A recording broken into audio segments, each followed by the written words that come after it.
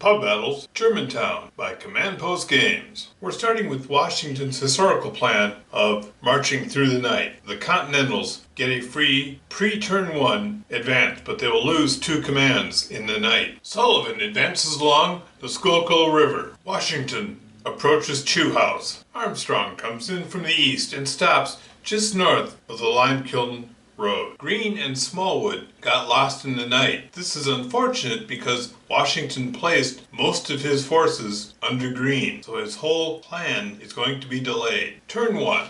Sullivan is marching towards the bridge at Van Dering's Mill. Armstrong occupies the hills east of the Germantown Pike. Greene comes up the Germantown Pike and comes out of column. Greene and Washington confer.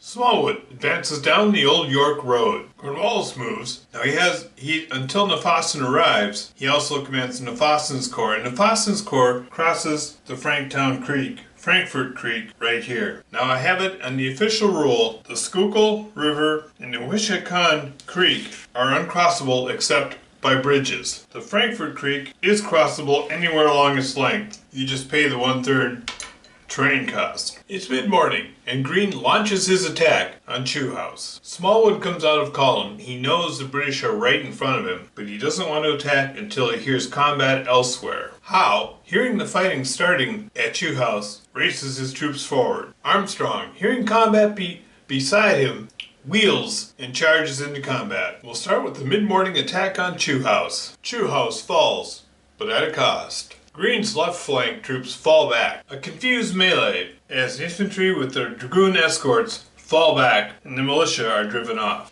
Late morning, and Howe is thinking Nefausen should be here soon. Washington deploys bags. Greene's troops recover, and he sends some off to attack the fleeing British. Over here, there's a stalemate at the crossing of the Wissahickon. Neither side willing to press forward. Greene takes his right flank and drives on the Continental troops, spreads his left flank, and recalls Abercrombie to help hold the line. Nefausen arrives, sends his right flank into the Continental left, and he grabs his units on the left, and falls back from the Continental attack. Armstrong's troops fall back from the assault. Smallwood falls back to the woods. Late morning, and Sullivan decides to try to push across the bridge. With Nefausen on the scene, Howe resumes his attack. Nefausen, the bundle of energy he is, he unpacks his bags. He rallies his troops.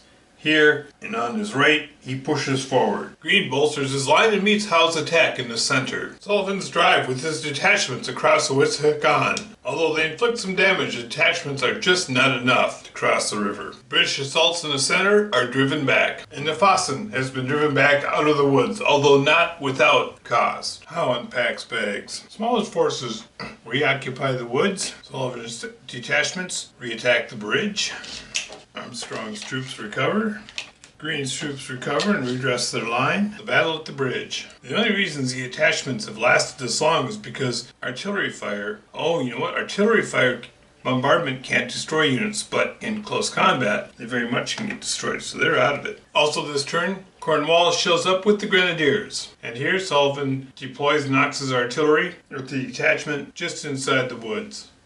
Let them come, he says. Nefausen sends his dragoons to the flank and says, let's get rid of these guys once and for all. Greene attacks Cornwallis's troops. The Colonials have to make something happen because the British are only getting stronger. The Grenadiers are showing up, and this evening, more Hessian. Cornwallis also holds at the ford here. Does a bold counterattack in the center, attack on the flank. Let's see how this plays out. The militia are lost, and the rest of his troops fall back. And in the center, the Continental forces are driven back with heavy losses. Late afternoon, Nefausen drives hard into Smallwood's command. The dragoons ride back down the road. The rest of his forces drive into the Continental line. Greene's left falls back, Greene's right drives forward. Smallwood continues to fall back. Cornwallis brings up the Grenadier and continues the drive. Armstrong flanks. Here, the Household Guard, suffering heavy losses, drives the Continentals back. On the Continental left, Armstrong gains an advantage. In their last drive before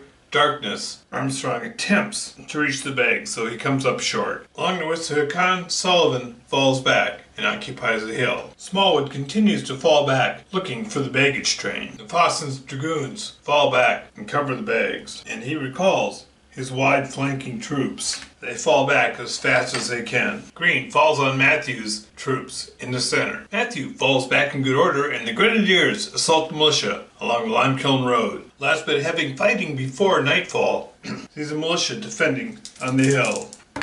The militia release a devastating volley and drive the Grenadiers back. First night turn.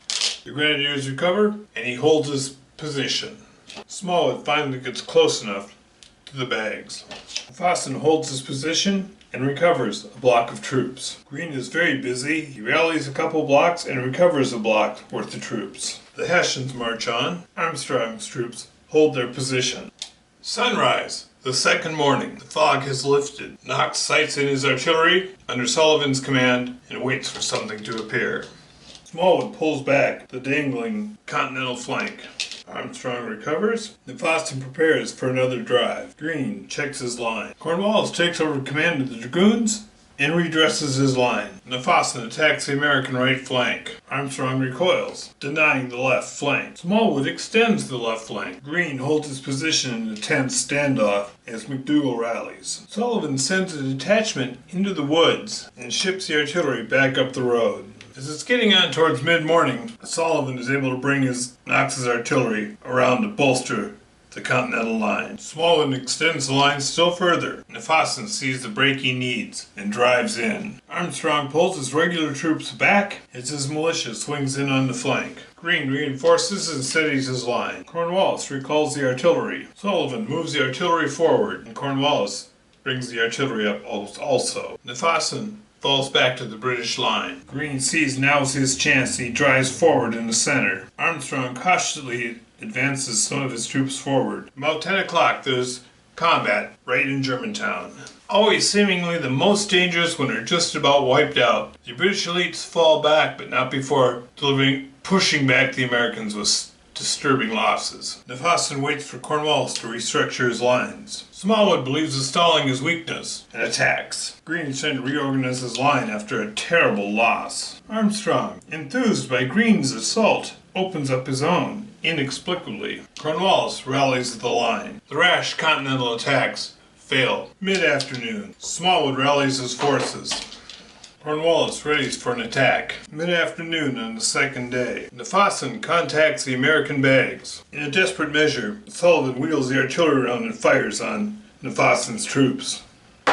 They're driven back, the bags are saved. Cornwallis unleashes the attack. This was an interesting situation. First, Fawson was drawn and his troops attacked the bags. Then Sullivan was drawn, and his artillery spun around, fired at Fawson, drove his troops off, saved the bag. Then Cornwallis was drawn, and his troops charged in. Then Green was drawn, and Green's troops, which were right there, moved off to guard the bags, thus leaving the cannon where they were. Now everyone's moved, and next turn, if Cornwallis moves before the cannon, he'll attack the cannon. The cannon will simply move away when it's drawn. If the cannon is drawn first, it will simply move away. So the cannon's going to get away this time. Even though it ends the turn in a field of fire, it didn't end its turn in the field of fire, because these guys hadn't moved yet. The unit that was in the field of fire did move out, as it needed to do. Do as the rules say, it works out. Now what exactly happened? We'll have to see how this ends up. We can create a narrative that says in this swirling combat, this is how it all fell out. But in game terms, that's what happened.